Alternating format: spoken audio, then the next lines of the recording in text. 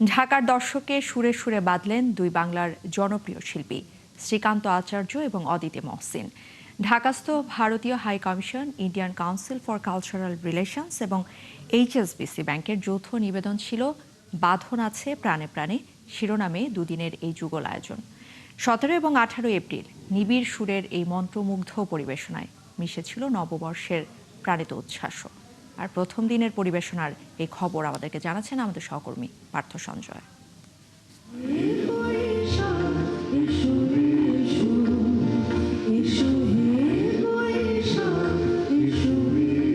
বৈশাখের এই যুগল আবাহনটা বলা যায় সন্ধ্যার মাহেন্দ্রক্ষণ, যে গানে বাঙালি বারবার ফিরতে চায়, যে গান থাকে সাথে সাথে, সে গানই ফিরে ফিরে এলো শ্রীকান্ত অদিতির অপার পরিবেশনায়।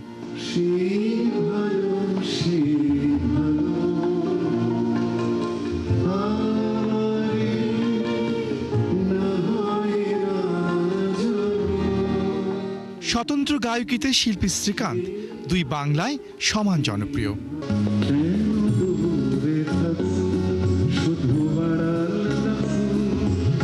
এই বাংলায় এসে তাই তার সমান মুগ্ধতা যে এবার আমি আমার থেকে আমাকে বাদ দিয়ে অনেক কিছু জীবনে যোগ দিলাম।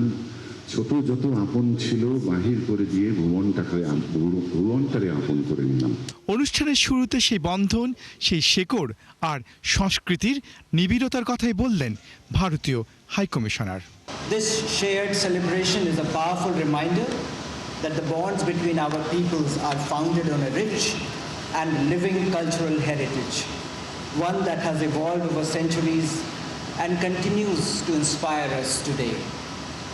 They remind us that our cultural bonds are older and deeper than our national boundaries.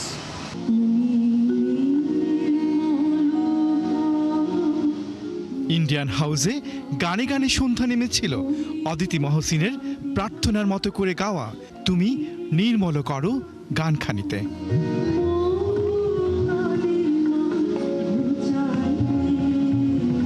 এরপর একে একে রবীন্দ্রনাথ, দ্বিজেন্দ্রলালে তিনি ছড়িয়ে দিলেন সুরের আবেশ। তাতে মিশে থাকলো বাংলার জল, মাটি আর মানুষ।